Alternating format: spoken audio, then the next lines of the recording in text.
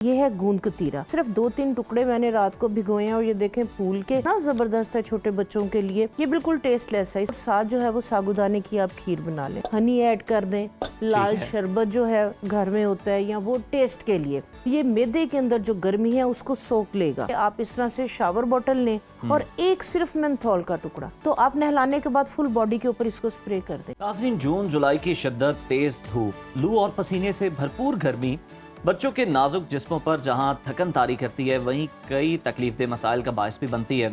खास तौर पर हीट रैशेस, नक्सीर फूटना और आंखों में जलन या सूजन जैसे मसाइल गर्मियों में आम होते जा रहे हैं। बिल्कुल उज़ैर, और अहम बात यह है कि इन तकालीफ की जो शिद्दत है वो सिर्फ जिस्मानी नहीं बल्कि नफ्सियाती भी हो सकती है, क्योंकि एक छोटा बच्चा जब अपनी कैफियत बयान ना कर सके और वालिदैन परेशान हों तो ये दोनों के लिए तशवीश का बायस बनता है।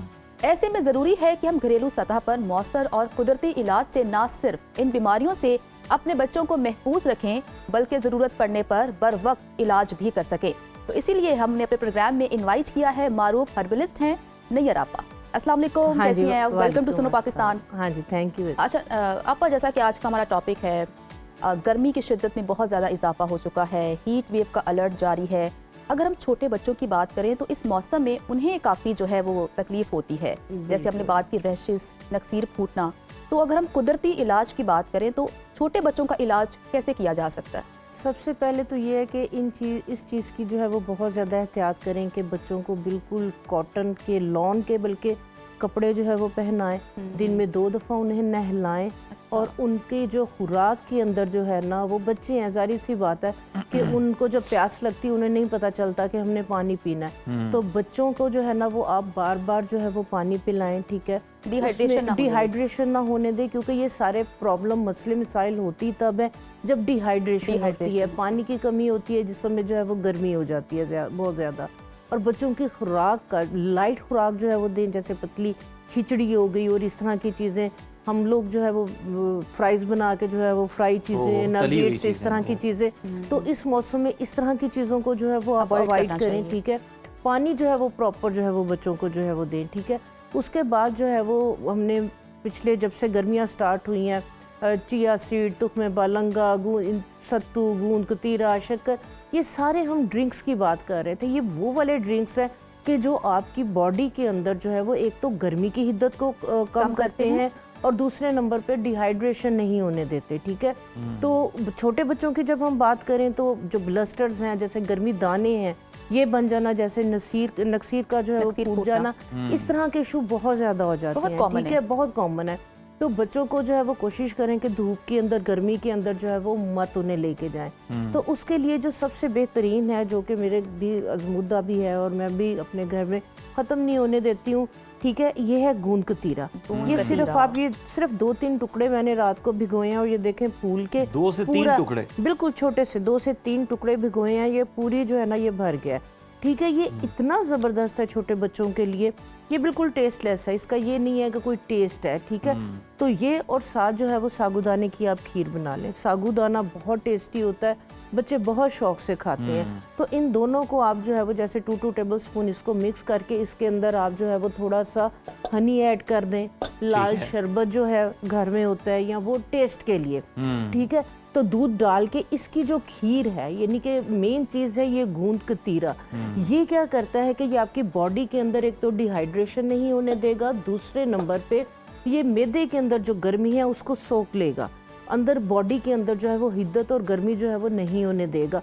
उसकी वजह से फिर जो है वो, जिस तरह से आपने बात की कि आंखें जो है वो जलन हो रही होती हैं, आंखें लाल हो गई, हीट अप हो रही होती है बॉडी, तो इसके साथ जो है ना ये वाली प्रॉब्लम, ये वाला इशू नहीं होगा, ठीक है।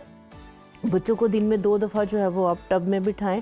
टब के अंदर आप क्या करें कि अगर ब्लिस्टर्स वगैरह बन गए हैं बॉडी के ऊपर, गर्मी दाने, या जिस तरह रैशेस की आपने बात की, तो नीम जगह जगह लगी हुई है। आप ढेर सारे नीम के पत्ते ला के धो के उन्हें खुशक कर लें।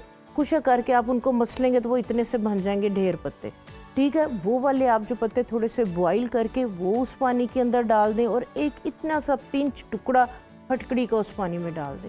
उस टब के अंदर बच्चों को जो है वो आप बिठाएं। बच्चे बड़े खुश हो के जो है ना वो उसके अंदर, कल मैंने पोती को बिठाया रखा है, वो खेल रही है, खुश हो रही है टब के अंदर।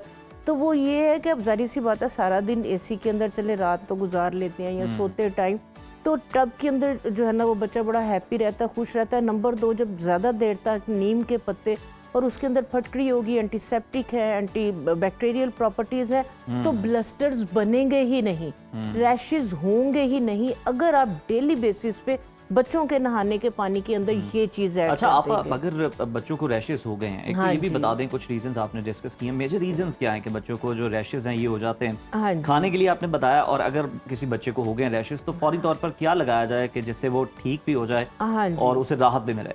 मेन चीज़ यही कि आपने कहा कि रैशेस क्यों हो जाते हैं, ठीक है, हर वक्त डायपर मत पहना के रखें। माएँ अपनी सहूलत देखती हैं, अगर आप घर के अंदर हैं तो आप बच्चे को हर आधे घंटे के बाद जो है वो पोट की उसको आदत डालें। बच्चे को, आप छोटे बच्चे को भी आप पोट की आदत डालेंगे तो बच्चे को हाँ सोते टाइम ठीक है, आपकी मजबूरी है कि आप डायपर, क्योंकि मेन चीज़ जो डायपर है, डायपर की वजह से रैशेस होते हैं। दूसरे नंबर पे आप जो है वो मोटे कपड़े नहीं, ठीक है, प्योर लॉन के जो कपड़े हैं, प्योर कॉटन के कपड़े, वो बच्चों को उनकी जो ड्रेसिंग है वो हल्की फुल्की रखें। प्लस उनकी जो चादरें हैं जहाँ पे बच्चे सोते हैं, जो बेड शीट्स हैं, वो भी प्योर कॉटन की करें, वो सिंथेटिक ना हो, उनके तकिए सिंथेटिक ना हो। इन चीज़ों का जो है वो बहुत ज़्यादा जो है वो ख्याल रखें।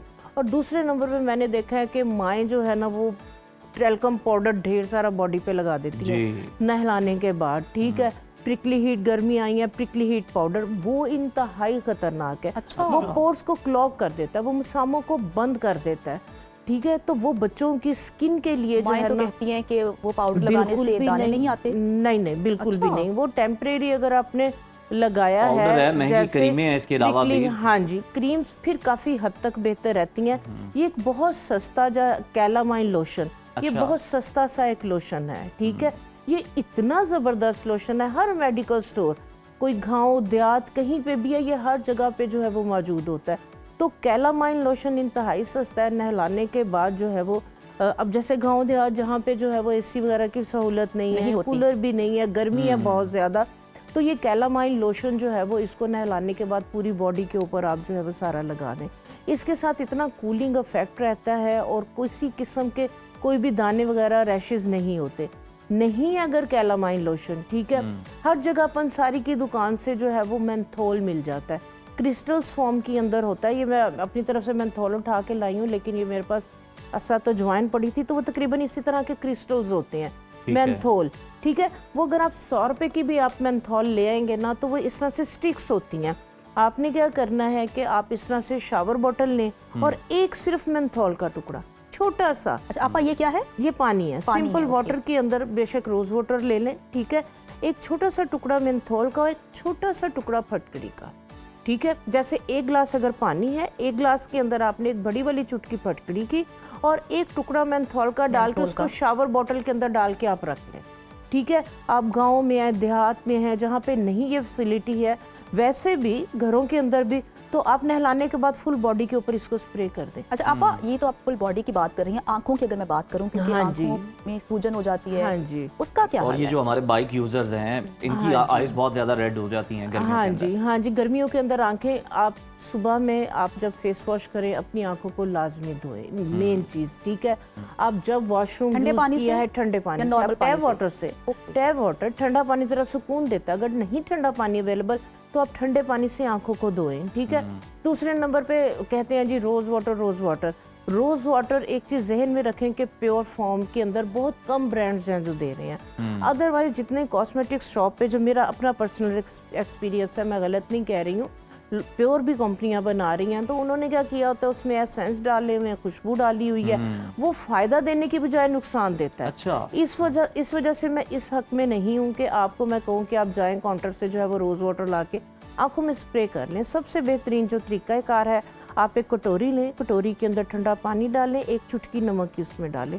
उसके अगर आंखों में रैशेज हो गए हैं या इस तरह की कोई भी प्रॉब्लम, रेड हो गई है, स्वेल हो रही हैं, तो आप उस पानी के अंदर आंखों को डाल के 1-2 मिनट तक झपकें, ठीक है। दोनों आंखों को आप इस तरह से करेंगे, आप देखेंगे कि आपको फौरी तौर पे जो है वो रिलीफ मिलेगा, सुकून मिलेगा, ठीक है। और फिर सन ग्लासेस का जो है वो आप यूज़ करें, ये आप लाजमी करें।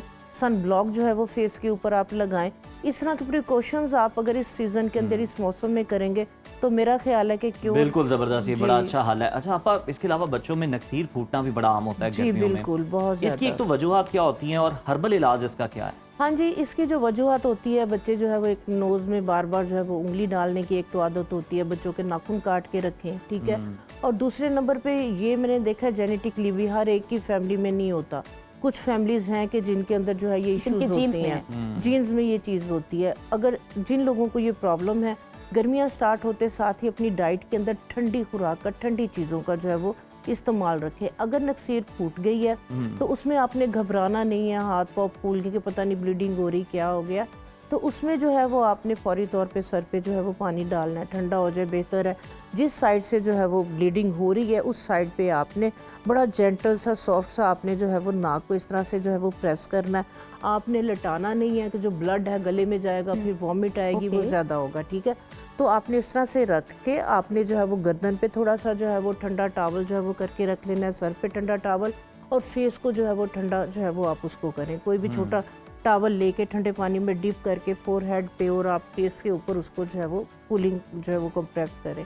तो उसमें यह है कि ये 2-3 मिनट के बाद जो है वो ब्लीडिंग जो है वो स्टॉप हो जाती है, ब्लीडिंग रुक जाती है, ठीक है।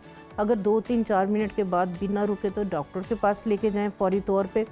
ठंडी चीज़ों का इस्तेमाल, जिन लोगों को ये इश्यूज होते हैं वो 3 या 4 बजे के बाद अगर मजबूरी है निकलना तो 3-4 बजे के बाद जो है वो बाहर के जो भी काम करने, अदरवाइज अवॉइड करें गर्मी को।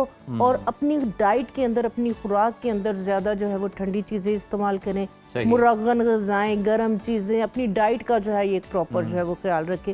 अपनी ड्रेसिंग का, गर्म जूते ज़्यादा बंद ना पहने और बहुत ज़्यादा कपड़े वगैरह इस तरीके से ढीले ढाले कपड़े जरा आप पहने और अवॉइड करें 11 से 4 के दौरान बाहर निकलना। जी बहुत शुक्रिया आपका, आपने बड़े अच्छे अंदाज में बताया कि अगर ये मसाइल हों तो आप इंटरनली एक्सटर्नली इन्हें किस तरह हैंडल कर सकते हैं, क्या खाना है, क्या लगाना है।